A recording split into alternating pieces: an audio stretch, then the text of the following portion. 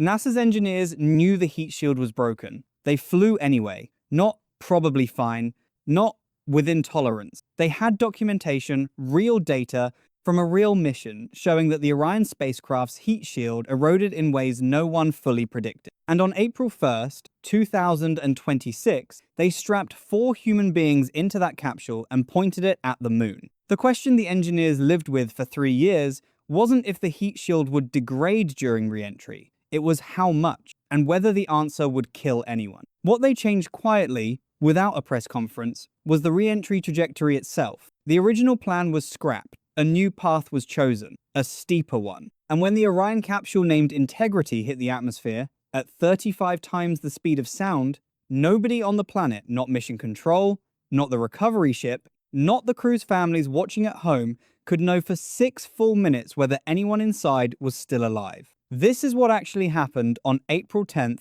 2026. Why a heat shield is the most important object in human spaceflight. There is a moment, brief, catastrophic in its potential, when a spacecraft returning from beyond Earth orbit hits the atmosphere and becomes, briefly, a fireball. Not metaphorically. The plasma that forms around Orion during re-entry reaches 3,000 degrees Fahrenheit. That is hotter than lava. Hotter than the surface of most stars visible to the naked eye. The only thing standing between 4 human beings and that temperature is a layer of material called avcoat, an ablative compound that burns away deliberately, carrying heat with it as it goes. It is a controlled sacrifice. The shield destroys itself, so the crew does not. But here is what most coverage of Artemis 2 did not explain clearly. NASA already knew that avcoat, under the conditions of a lunar return trajectory, does not burn away evenly. After Artemis 1, the uncrewed test flight in 2022, engineers found something on the heat shield they did not expect. Chunks. Actual chunks of material had broken off in ways the models did not predict. Not erosion,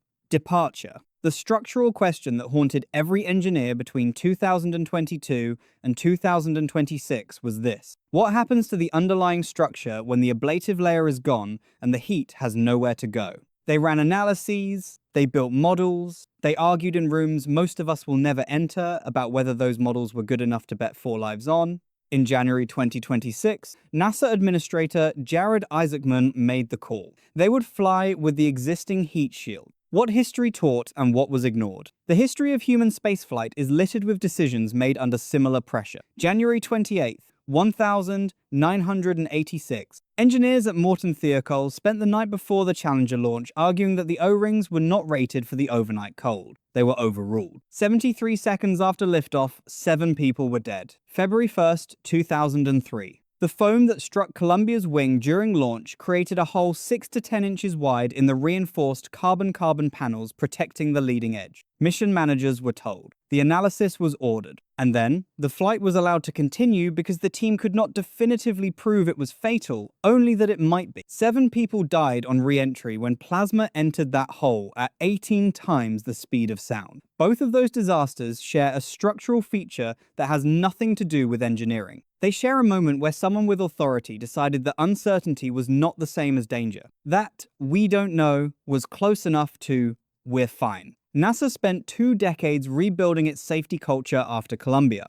It created review boards. It institutionalized dissent. It built entire frameworks designed so that an engineer's concern, even an unprovable one, could stop a launch. And yet, in the years between Artemis 1 and Artemis 2, there were engineers who continued to object. Who said the heat shield data was not sufficient? Who said flying without a redesigned shield was a decision being made for the wrong reason? Some of them were listened to, some of them were not. What makes this different from Challenger and Columbia, what allows us to tell this story as something other than tragedy, is that on April 10th, 2026, at 8:07 p.m. Eastern Time, all 4 crew members of Artemis 2 splashed down in the Pacific Ocean, alive, exhausted, and grinning. But the heat shield had to be inspected before anyone truly exhaled. What they changed and why the silence was 6 minutes long. Here is the physics that makes lunar re-entry different from returning from the International Space Station. When an ISS crew comes home, the capsule is traveling at roughly 17,500 miles per hour. Artemis 2's Orion hit the atmosphere at nearly 25,000 miles per hour lunar return velocity. That is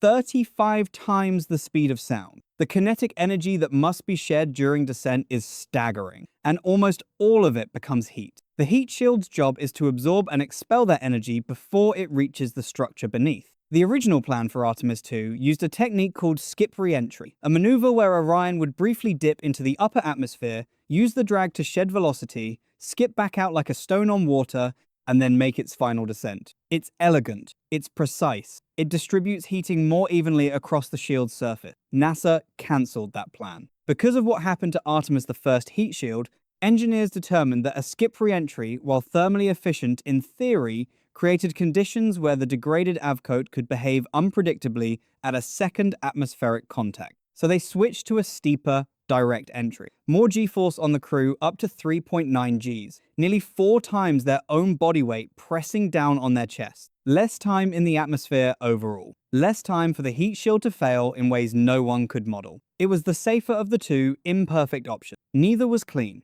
At 7:53 p.m. Eastern on April 10th, Orion hit the atmosphere 400,000 feet above Earth's surface, and the plasma formed. That is when the silence began. For 6 minutes, no radio signal of any kind could penetrate the superheated plasma surrounding the capsule. Mission Control could see nothing, hear nothing, confirm nothing. Flight Director Rick Henfling and his team sat in the White Flight Control Room at Johnson Space Center with 6 minutes of nothing, watching a clock, knowing that somewhere above the Pacific Ocean, 4 people were either alive or not, and there was absolutely nothing anyone could do about it. The families of the crew were at Johnson Space Center. They watched that same clock. What it feels like to be the 4 people inside Reed Wiseman, Artemis 2 commander, had carried something on this mission that no one in Mission Control could fully account for. His wife had died before the launch. During the lunar flyby on April 6th, flying farther from Earth than any human being had traveled since Gene Cernan in 1972,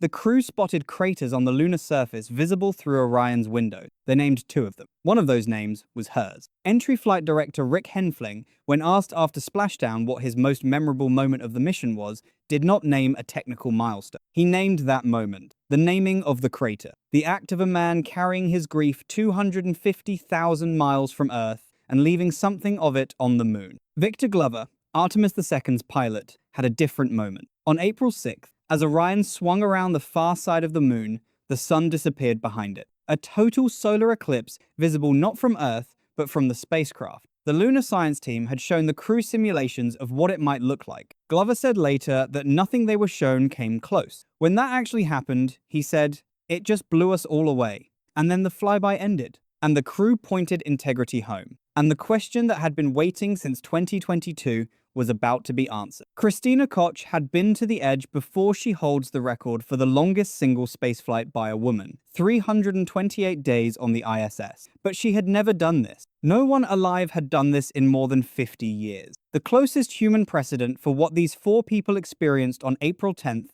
was Apollo 17, December 1972. The men who knew what lunar reentry felt like were all retired. Several were dead. Jeremy Hansen, the Canadian Space Agency astronaut, the first Canadian to leave Earth orbit, sat in his seat as the G-forces built, as the plasma formed outside, as the 6-minute silence swallowed all communication with the Earth. He had trained for 3 years for this mission. 3 years of simulations, of procedures, of contingency plans for contingency plans. And when it was actually happening, when the capsule was actually shaking and the heat was actually building and the silence was actually real, none of that training could manufacture the specific feeling of being a human being. In a metal capsule, hurtling toward an ocean at 35 times the speed of sound, with a heat shield that everyone on the ground quietly hoped would hold. What they found when they opened the hatch, 6 minutes. Then, signal. This is a perfect descent for integrity. Mission Control's voice broke the silence at 8:02 p.m. Parachutes had deployed.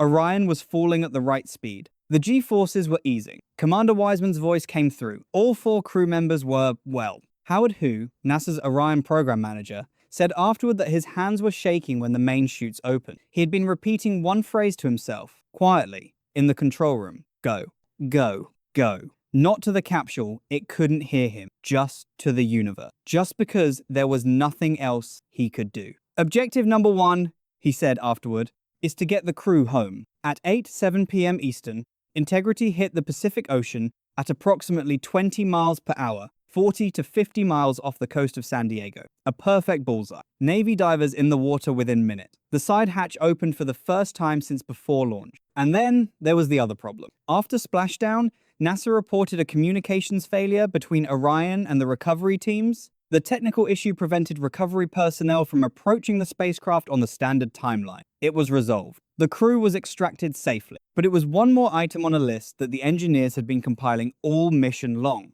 The helium leak in the service module that had forced the cancellation of a planned manual control test on flight day 8.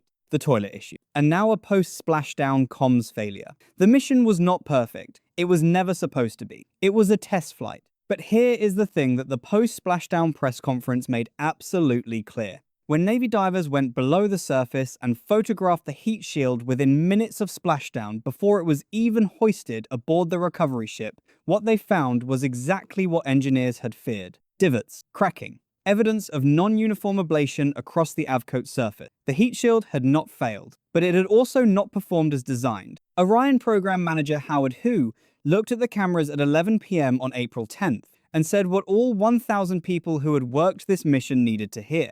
We gathered a lot of data. That is both the most clinical and the most honest thing anyone said that night. 4 people flew to the moon and came home with a cracked heat shield and stories about solar eclipses and craters named after people they love. The machine did not behave perfectly. The humans did. That is, historically, exactly how the hardest things get done. What this actually was, Artemis 2, was not a victory lap. It was a stress test with human beings inside. Associate Administrator Amit Kshatriya put it plainly the night of splashdown. Flight cadence and iteration is the key to reliability and safety. Keep flying, keep learning, keep getting data in the flight environment. We need that muscle memory to exist. That is a sentence that sounds like management language until you understand what it means. It means we are going to keep flying this spacecraft with people inside it until we understand it well enough to trust it. It means the cracked heat shield that Orion came home with on April 10th is not a failure. It is a data point.